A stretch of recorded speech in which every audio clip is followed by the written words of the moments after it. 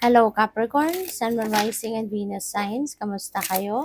Sana po'y nasa mabuti kayong kalagayan. Welcome back po sa Star Tarot. At kung bago kayo rito, welcome din po kayo. Please subscribe, like, share my videos, and leave me a comment kung nakaresonate kayo. Thank you. So, Capricorn, meron ditong prosperity, no, paparating. Prosperity is coming in. Meron ditong dadating na kasaganaan sa'yo. Merong maraming pera siguro ang paparating. And we don't know kung saan ito manggagaling. You know? Kayo na lang ang tanging nakakaalam kung saan manggagaling, no? Yung ano na yan, yung kasaganaan yan, na yan. O pwedeng galing sa trabaho, baka may promotion kayo, may pay raise kayo. So, for sure, may karagdagang perang darating. It could be coming from your business, pwedeng ganun din ang ganap, or po pwedeng windfall, diba? Po pwedeng panalo. So, it could come from various sources. Po pwedeng meron din magbabayad ng utang sa inyo, no? Maaaring merong mga utang dito na maaaring merong mga utang na mababayaran or magbabayad, no, sa inyo around this time. So that's good. We have death energy. Death is about ending and beginning. Okay? So ibig sabihin dito na merong magtatapos, merong magsisimula. Okay? Merong matatapos na task, merong matatapos na trabaho, meron kayong ma-accomplish, or po pwedeng meron kayong closure, no? O pwedeng magkakaroon ng closure dito sa something. O pwedeng relationship, diba? O pwedeng ang iba sa inyo, you're going to resign sa trabaho. O pwedeng merong magre-retire na sa trabaho. So, that's ending. Diba? That's ending. Kaya, iba-iba to. But definitely, this is an end of an era. You're going to change something in your life. Dahil handa ka na, no, na magbagong buhay, handa ka na mag-embrace ng bagong sitwasyon sa buhay ninyo. Okay? So, yun. Pwedeng ayaw mo na sa trabaho mo, meron ka nang nahanap na iba, kaya pwedeng magra-resign ka na or magra-retire ka na, diba? And you are heading towards a new chapter in your life. Pwedeng ganon. O pwedeng this is an ending of a relationship as well. No? O pwedeng mag-aano ka, pwedeng ah, o pwedeng may separation, o pwedeng merong nagpaanal dito, nag-divorce, mga ganyan, no? So, it could be anything, but definitely, this is the end of something in your life na alam mo namang hindi na 'to masyadong paborable sa'yo, hindi na 'to masyadong nakakapagbigay ng saya sa inyo, ng contentment, kaya tatanggalin mo na or aalisin mo na. And guidance, 'no, sa lahat ng ito, mga pangyayaring ito, lalong-lalo na dito sa pagbabagong mangyayari, sa transition na mangyayari sa buhay mo, huwag kang mag-alala kasi the universe is guiding you. The universe is sending you messages, intuitive messages, maybe signs, symbols, omens, no, synchronicities to guide you on how you're going to navigate that change, on how you're going to navigate that movement, no, sa buhay ninyo. So, by the way, maraming salamat for subscribing, and if you haven't subscribed yet, subscribe na kayo. And also, maraming salamat din for not skipping the ads. Malaking bagay yan sa akin. And also, please click the join button sa baba ng video kung gusto niyo na mag-join kayo sa membership. So, next message ninyo, vengeance. Capricorn. Siguro ang iba sa inyo dito, merong iniisip, no, na get even, no, doon sa tao na pwedeng merong nagawang pagkakamali sa'yo, nagkasala sa'yo, pwedeng gano'n, no? May malaki siguro yung atraso sa'yo, something like that. But, ano kayo makatao kayo, you are a fair person, hindi kayo nag-iisip ng, or hindi kayo padalos-dalos mag-isip, 'di ba? Hindi kayo padalos-dalos magdesisyon. Kaya pinag-iisipan ninyong mabuti kung ano yung tama, ano yung dapat. Parang kayo kinakalma niyo, kunyari galing kayo sa ah, pagkabwisit, galing kayo doon sa sitwasyon na nagalit kayo, nainis kayo, ganyan. Pero ganun pa man, hindi kayo nagdedesisyon agad-agad. no? Hindi kayo nagde-desisyon while you are galit, 'di ba? While you are nasa mataas na emosyon kayo. But ano ka, kinakalma mo muna yung sarili mo, inaantay mo muna na kumalma ang lahat muna, including yung nararamdaman mo before na mag-isip ka kung ano ang gagawin mo, kung ano magiging decision mo. Kaya maganda no, na napag-iisip-isip mo ngayon na oo, gusto mo ng revenge, 'di ba? Pero yung naiisip mong revenge is in a positive way. Hindi ka magra-revenge na susugurin mo, sasaktan mo din sila, sasalita ka ng hindi maganda towards them. Hindi yung gano'n. On a positive way.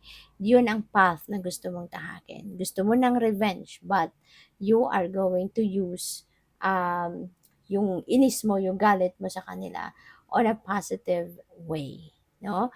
Kaya hindi ka mananakit, hindi ka mag-iisip ng hindi maganda towards other people, but you are going to think of you can how you can get even with them pero in a nice way. Yung bang, 'di ba may kasabihan na revenge, success is the best revenge. Mukhang doon ang direksyon na tinatahak ng iba sa inyo, Capricorn. Magsisipag ka, magtiyatiyaga ka, papatunayan mo sa kanila, 'di ba, na ikaw talaga ay magaling, na um,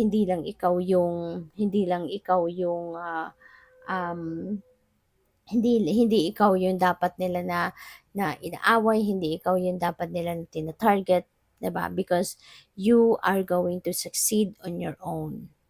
Yung effort mo, determination mo, galing mo, lahat 'yan pagsasama-samahin mo. Gagalingan mo talaga ang ginagawa mo hanggang sa marating mo yung tugatog ng tagumpay. Hanggang sa itong mga nag-aano sa inyo, yung mga nag-a-attack sa'yo, 'di ba? Baka mapangangan na lang na, 'di ba? Maisip na lang nila in the end na, paano niya nagawa yun? 'Di ba? Despite na kung ano man ang ginawa nilang hindi maganda towards you, despite that, 'di ba? Talagang you are going to soar high. 'Di ba? Yun ang klaseng revenge na gusto mo. Ipakita mo sa kanila yung inyong pagtatagumpay. So, we have the muse, generosity and naivety. So, ang iba sa inyo talagang kaya din kayo binibiyayaan talaga ng divine because you're very generous. Napakalaki ng iyong puso. You have that purity in your heart. You have the purity in your intentions. Kapag ka ganun, 'di ba? Kapag nag-iisip ka na gusto mong magtagumpay, gusto mo ng ganito, ng ganyan, tapos hindi lang kasi 'yun para sa'yo, 'di ba? You want to have like material things, gusto mo mag-accumulate ng kayamanan, ng kaperahan because you want to help other people. You want to share your blessings with other people. Kaya naman bibiyayaan ka talaga ng divine universe.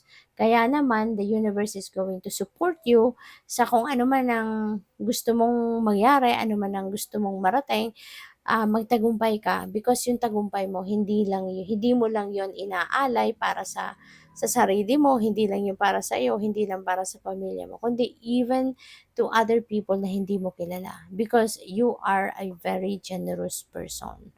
Napakalaki ng iyong puso, matulungin ka, no? So, kaya ngayon, siguro marami ka na namang pwedeng mai-share. Maaari ngayon, 'di ba?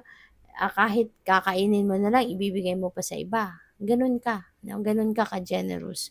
So, we have the guide, ayan. So, maaari 'no, na merong mga ano dito, pamana, may mga inheritance na pinag-uusapan kayo.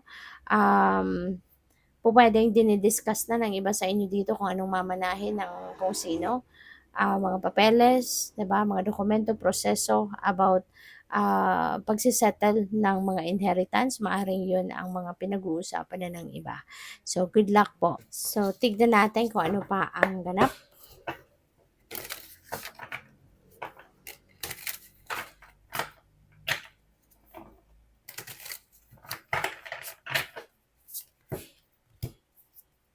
So, we have the Two of Cups. Maganda 'to,